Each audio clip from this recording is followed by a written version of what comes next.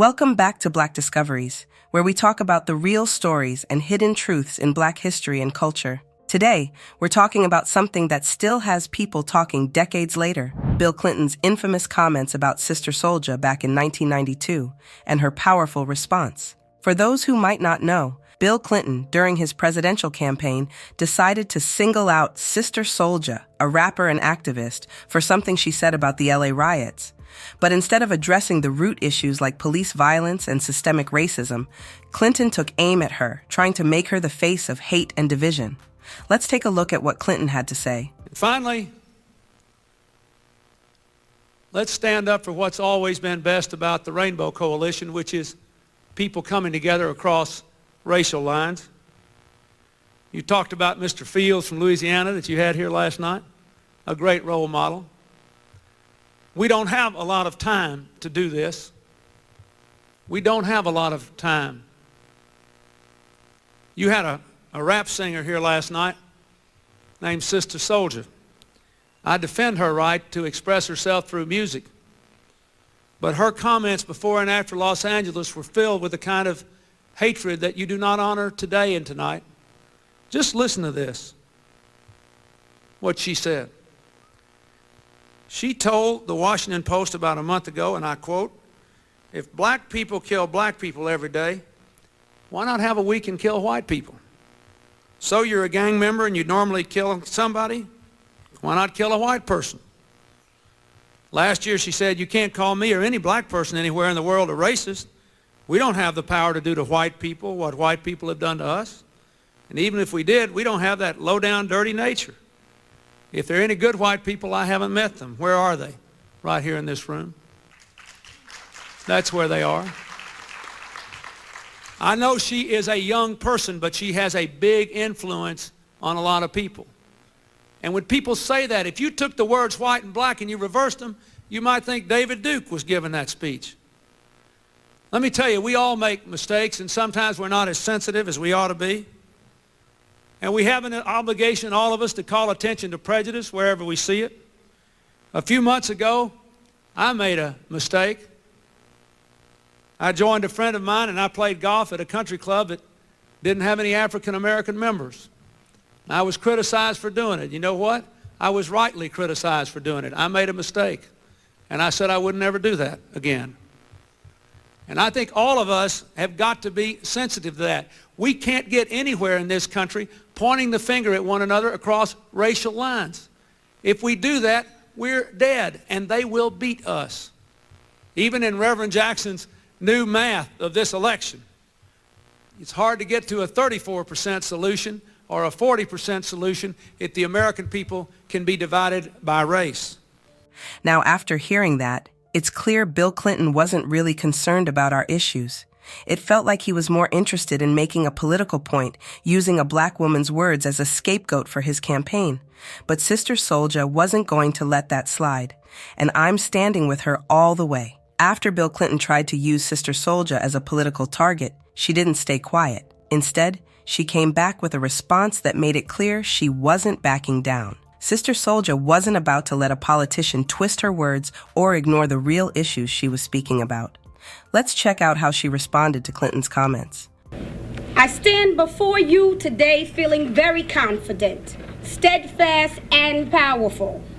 At the same time, I am surprised that as a young African woman, I have impacted and effected the development of not only national politics, but international politics as well. It is very shocking to me that in a time of American economic recession and inner-city urban chaos, Democratic presidential contender Bill Clinton has chosen to attack not the issues, but a young African woman who is very well educated, alcohol-free, drug-free, a successful self-employed businesswoman, and a community servant. Considerable time has been spent debating whether America should take seriously the words of a rap artist or so-called entertainers. Let me clarify for the press now who I am. I am Sister Souljah, Sony epic rapper, activist, organizer, and lecturer. I was born in the Bronx in New York City, spent the earlier part of my life there, was raised by my mother with 4 children, was on and off the welfare system for approximately 15 years, lived in government subsidized housing called the projects, and was classified by sociologists as being in the underclass, meaning living below the poverty line in a vicious cycle of poverty that America says cannot be broken. I supplemented my own education in the white American school system by reading African history, which was intentionally left out of the curriculum of American students. By doing so, I was able to become the well-balanced, reassured, and confident woman that I am today. I was a legislative intern at the age of 16 in the United States House of Representatives for the Republican Party and the recipient of the American Legion's Award for Constitutional Oratory and Extemporaneous Discourse. I attended Cornell University Advanced Placement Summer Session. I entered Rutgers University majoring in African Studies and History. While at Rutgers University, I attended the University of Salamanca, studying abroad in Salamanca, Spain. I worked at a medical center in Zimbabwe. I have visited Mozambican refugee camps, traveled throughout the Southern African region. I have also visited and lectured in the former Soviet Union, England, France, Portugal, Finland, Holland.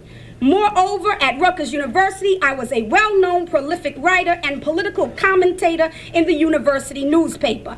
I attended church in the Bronx in New York City, where my great-grandmother was the pastor who recently died this year at the age of 92. While finishing up at Rutgers University, I was offered a job by Reverend Dr. Ben Chavis at the United Church of Christ Commission for Racial Justice, which is a civil rights firm sponsored by the church.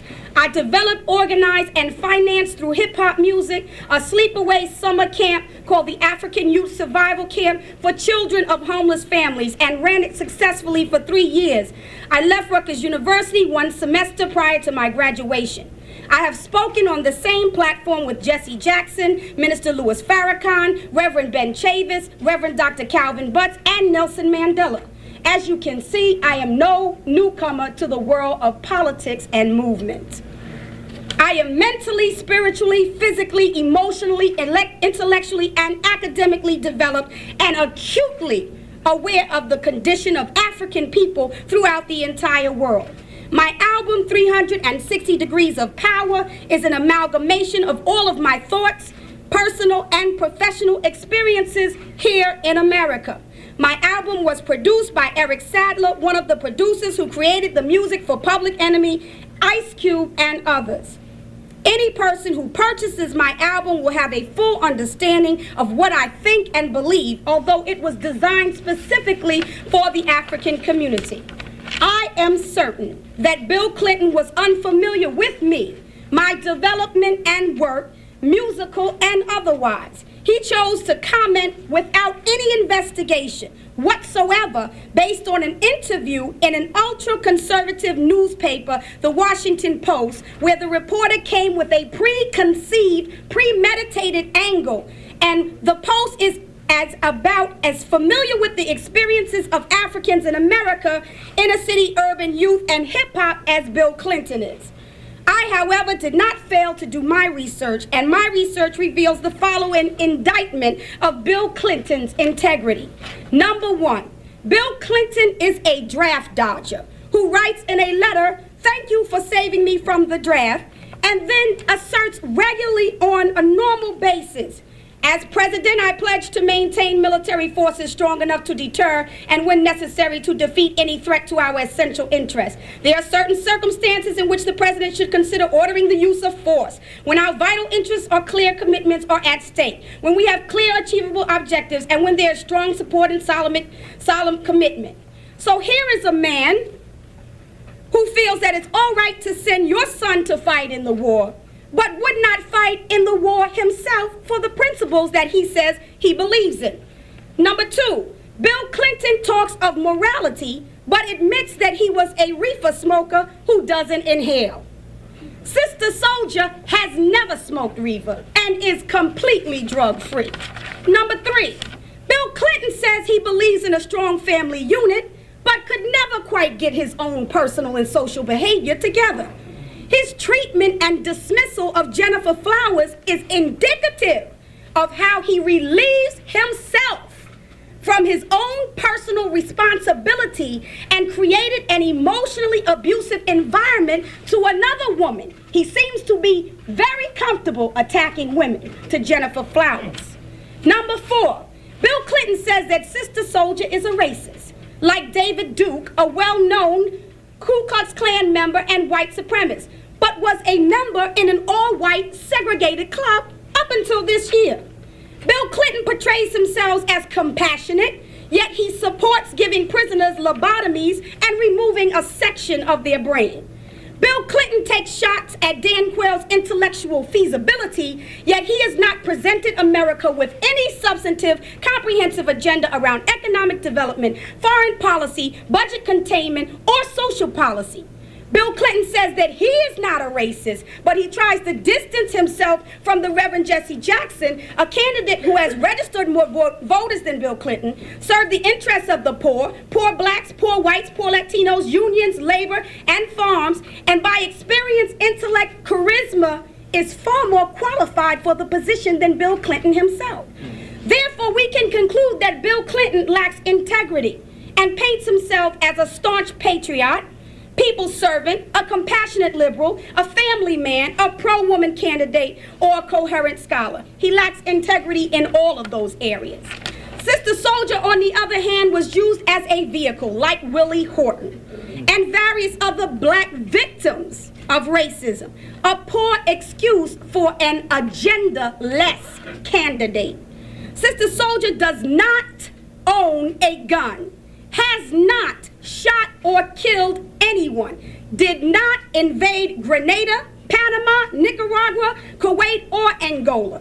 Sister Souljah has not ever ordered the National Guard into anyone's community, has not made drug deals with Noriega. Sister Souljah has never been a member of a terrorist organization, has no history of crime whatsoever, has never lynched white people, burned crosses on their lawn, or hung them from trees. Sister Souljah has not systematically denied people the right to study and enjoy their culture in the so-called public educational system. Sister Souljah did not send the Haitians back to Haiti as though they were subhuman. Sister Souljah did not kill the native Indians under the guise of friendship. Sister Souljah did not cause or inspire police brutality, did not beat Rodney King or shoot Philip Pennell, never shot a little white girl in the head for stealing orange juice and killed her and let her murderers go free. Sister Souljah did not vote on the Simi Valley jury and let criminal cops go free. Sister Souljah did not create the economic conditions of South Central Los Angeles or any other urban area for that matter, did not create an environment of insecurity that forced young black men into gangs. Therefore, we can conclude that Sister Souljah is not a racist, nor is any other African leader or African person in this world able to be a racist because they do not have the power to collectively and systematically beat down and destroy white people, European people, does not have the power to deny it all, refuse to discuss it, and silence, intimidate, harass, and hunt down those who take a stand and fight back. Yes, I am angry, which means that I am sane. Only an uneducated and misguided African person would not be angry at the racist white transgressions of this society. The context in which my statements were made in the Washington Post was this, and I paraphrase, speaking in the mindset and in the voice of a gang member. Were you surprised at what happened in Los Angeles? No, I was not. White people should not have been surprised either. They knew that black people were dying every day in the streets of Los Angeles to gang violence created by poverty and social chaos, but they did not care. If young black men in Los Angeles would kill their own kind, their own brothers and sisters, what would make white people think that they wouldn't kill them too? Do white people think they're better, or is it that white death means so much more than black death and there is an absolute double standard? Breaking it down, this means simply the same thing that Martin Luther King Jr. said. Injustice anywhere is a threat to justice everywhere. As Sister Souljah, I reserve the right to fight against white racism. I have not ordered anyone to kill anyone. I do not advocate anybody killing anybody. My album creates pressure on white America, a lot of pressure, and pressure is what white America needs, deserves, and inherited. No justice, no peace. Bill Clinton, it is time for you to choose or lose, like you're going to do tonight on MTV. By the way, MTV is a station where Sister Souljah's videos are banned, which means that my videos could not have provoked the situations that have occurred with black youth in the inner city urban areas because black youth were not even given the opportunity to see my videos because my videos are banned from MTV. So how could they have provoked if nobody, by and large, in the general hip-hop audience was allowed to see them? Bill Clinton, you cannot assume that black people will automatically vote for you. You should stop expecting a handout and work to earn your vote. What is your agenda and relationship to black people in this country and African people abroad? What is your relationship to black youth beyond the patronizing gesture of picking up black babies and patting them on their heads? How will you provide economic opportunity? How will you rebuild the country? Is it that you didn't know about the conditions of inner city urban America, or is it that you just didn't notice, like you didn't notice that you were in a segregated club? How will you address the Haitian issue? How will you address all issues of significance to African people in America since you are courting our votes? I would like to end my statement by saying this.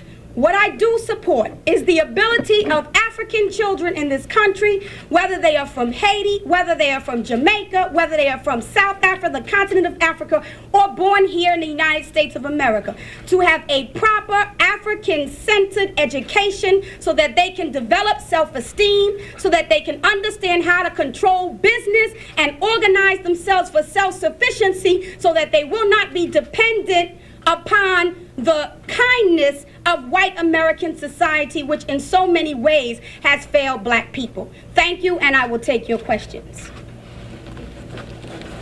Yes. Right here, and then Who will you endorse then for this presidential election, or do you intend to endorse anyone? could you identify, before you... Susan Howard from Newsday. I don't endorse any candidate because I think that it is a piss-poor selection pool, not only for black people, but for white people as well.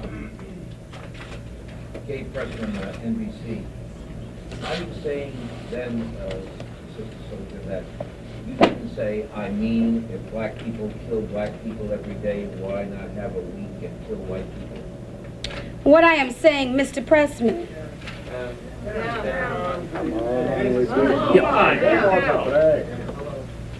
excuse me. Could you get out the way? Yeah.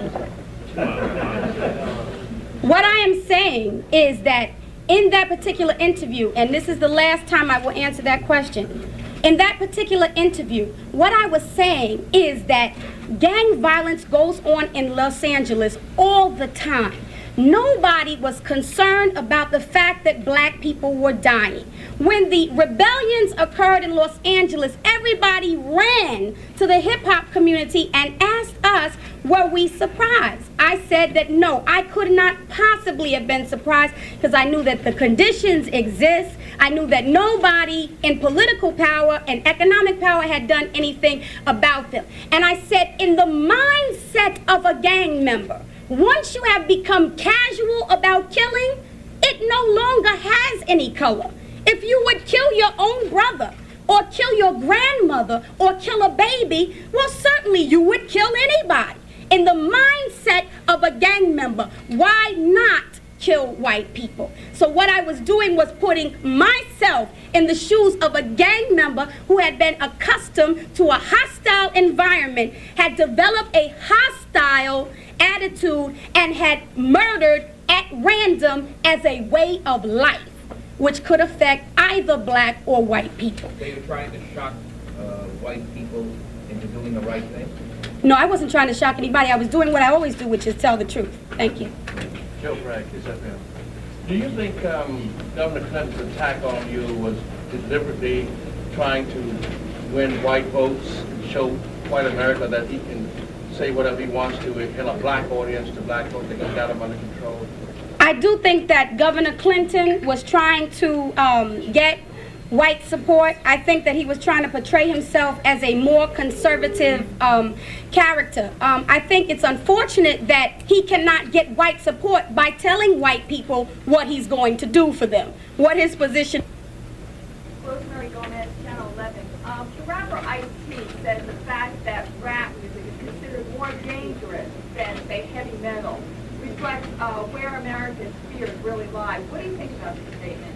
I think that America has a fundamental fear of young black men, and that anytime young black men are talking loud or revealing the inconsistencies and contradictions of this system and this government, it's considered a threat. Music or the racist music of white musicians. Excuse me, Sister Souljah? Okay. I have two questions for you. We're from CBS News. The first question is, you seem to be saying that Bill Clinton is out of touch with the black community. Right. Do you think he is less or more out of touch with the black community than Mr. Perot or Mr. Bush? I think that they're all out of touch, to be honest with you. I mean, people have to understand that when you grow up in the inner city urban environment, you're not going to have the same mindset as a multi-billion-dollar person, or as a former CIA director like George Bush, or the same mindset of a Bill Clinton. It is absolutely impossible. And the only thing that is going to foster a good relationship between the young population and people like Clinton, Bush, and Perot is communication based on action. Because for so long we've heard politicians say they're going to do something, and they have delivered absolutely nothing. And they have had a hostile, preconceived, premeditated, philosophical stand towards young black people, which is very, nasty. Okay, I wanted to go over. Can I ask you another question? I'm just interested in your perspective on this. Sort of, some of us think wacky election year when we have a vice president attack an articulate sitcom character, and we have a Democratic presidential candidate attack an articulate rap singer. What's going on here? I think that I am being attacked and singled out because people know that I am well-rounded in my development, and I think that anytime anybody takes a strong stand for African people in this country and African people abroad, they are beat down by whites in power and whites in the media system. You see, Sister Souljah wasn't just responding to defend herself, she was defending the truth. She called out the hypocrisy, the racism, and the way people like Clinton were more focused on their political careers than the struggles of the black community. Sister Souljah was never afraid to speak out, and that's why her words still resonate today. So that's the real story behind Bill Clinton's comments and Sister Souljah's powerful response. Clinton might have tried to use her words against her, but she flipped the script and stood up for what really matters: truth and justice for our community. If you found this video eye-opening, make sure to hit that like button and subscribe for more stories about Black history and culture right here on Black Discoveries. Thank you for watching, and remember to stay woke. See you in the next one.